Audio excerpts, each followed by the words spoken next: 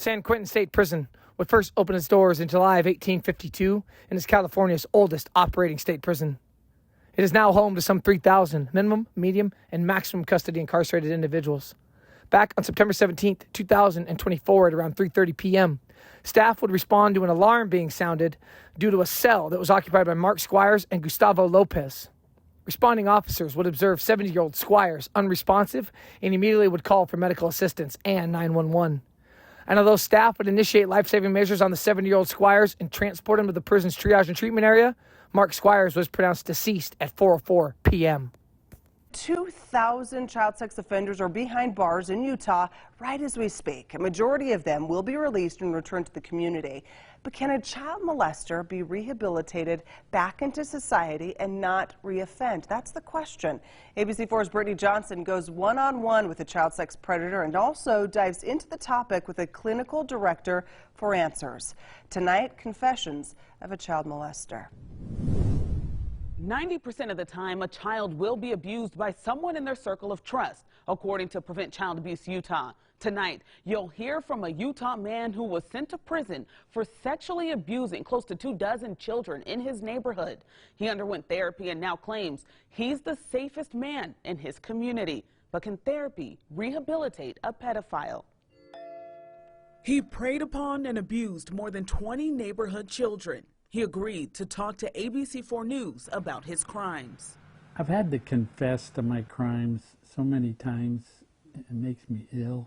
During his reign of terror, he victimized his own children. We have agreed to conceal his identity in an effort to protect his victims. Okay, I blew it being a good father, but my intentions were always good. Court documents reveal that over several years, he exposed himself and touched children inappropriately. I wanted my kids to be educated, but it was hard to tell the difference between just keeping it on an education level and not get involved in the sex part of it, because like I said, it was enjoyable.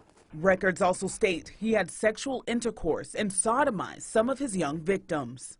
I was working with my religious leader because I realized that I'd gone too far and this was not right, and I wanted to stop it. So I was talking with him, and I was going to LDS Social Services. And but once you've committed the crime, there's no way out.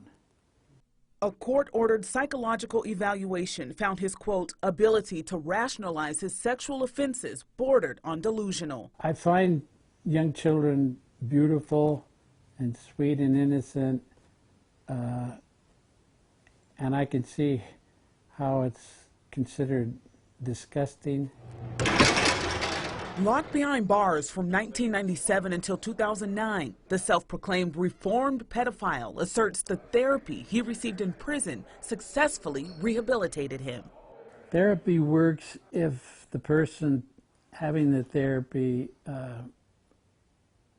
believes it and puts it into effect and understands it, and they have to want to make it work.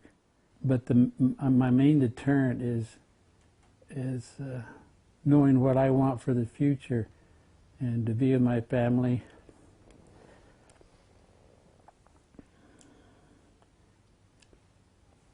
To be a free person.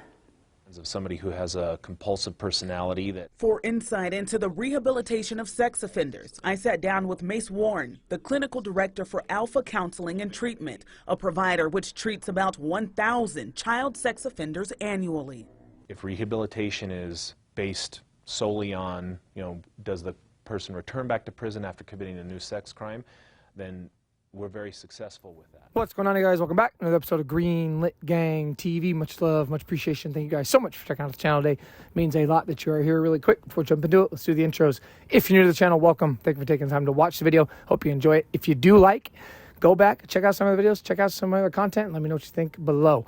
If you're a returning viewer, subscriber, member to this channel, then again, guys, a big thank you to each and every one of you. 2025 has been an awesome year, and seriously, that is all because the subscribers, the regular viewers of this channel, those of you that constantly are engaging and leaving comments. It means everything to me. Lastly, if you like what you see, if you like what they hear, hit the like button, hit the comment button, engage in some conversation, and smash the subscribe button. Let's roll. All right, guys, what's going on? Welcome back to the channel. Really quick before we jump into it, I have gotten some comments, and you know I'm open to some constructive criticism. I'm open to any kind of criticism, but I will definitely listen to someone who, you know, comes at me with some, I think, good advice. And I've gotten some comments saying, hey, man, we love the channel, but you talk a little too fast. And I can actually agree with that. I've gone back, listened to some of my videos, and can't deny it. I absolutely do talk too fast in a lot of them. So I'm going to try and slow it down for you guys, and hopefully that makes these videos a little bit more enjoyable. So we're going to be going back to San Quentin State Prison, actually their rehabilitation center, but within the state prison. We're going to go back to October of 2024. First, we're going to be reading about the press release or the CDCR's release on this incident. Now, the guy that was killed was a real piece of shit. He was 70-year-old Mark Squires. He'd been down for 25 years for crimes against children. And we're going to be talking about the guy that killed him and how they're kind of tied in together. It's kind of really crazy when you break it down a little bit deeper. But first, let's start with the CDCR's main release on this incident. California Department of Corrections and Rehabilitation officials are investigating the September 17th, 2024 death of an incarcerated person at San Quentin Rehabilitation Center as a homicide.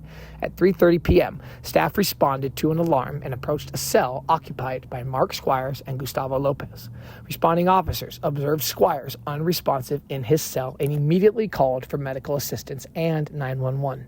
Staff initiated life-saving measures on Squires and transported him to the prison's triage and treatment area where treatment continued. Medical staff from an outside medical facility would pronounce Squires deceased at 4:04 p.m. No staff or additional incarcerated people were injured. Lopez was placed in restricted housing pending investigation by the SQRC Investigative Services Unit and the Marin County District Attorney's Office. The Office of the Inspector General was notified, and the Marin County Coroner will determine Squires' official cause of death. Squires, 70, was most recently received, pay attention to this, from Riverside County on January 28th, 2000 to serve life with the possibility of parole for lewd or lascivious acts with a child under 14 with force or violence and failure to register as a sex offender. Gustavo Lopez, 36, was most recently received from Riverside County on January 6, 2020 to serve 13 years, 4 months for kidnap, second striker, corporal injury on specific persons resulting in traumatic condition, second striker, and false imprisonment with violence, second striker. And basically what it says, second striker is someone who has been convicted of a felony before, and they are not allowed to be sent to a rehab facility or placed on probation. These prisoners must also serve at least 80% of their sentence. Those who are third strikers face a minimum of 25 to life in prison and cannot earn good time off for good behavior or, for working. California's 3 strikes law is meant to dramatically increase punishment for persons convicted of a felony who have previously been convicted of one or more serious or violent felonies. That law came around in 1994. That was a very famous crime bill that was passed. I believe that was during the Clinton administration. He signed that into effect, and it changed everything. It's a lot of criticism nowadays. But for all the criticism it does get, it does also work in a positive light, too. There's always some people that, probably don't deserve to be, struck out, right? But there are definitely some people that do deserve it. Okay, so if you noticed, both guys are from Riverside County, California. Mark Squires was 70. And man, this guy was a devil. The guy was a demon in human form. He's an looking old ass man. He was a year away. So when he died, he was a year away. Because if you read his sentence in 2000, life with the possibility of parole, right? Well, in January of 2000, okay, he's coming up on that 25 to life, hitting those 25 years and being eligible. And you might have a guy, even though he had awful crimes against children, go up there. I'm an old man. I got nothing to live for. I'm sick. I'm just going to go mind my business. No. The guy's a predator. The guy's a piece of shit. The guy's right where he belongs.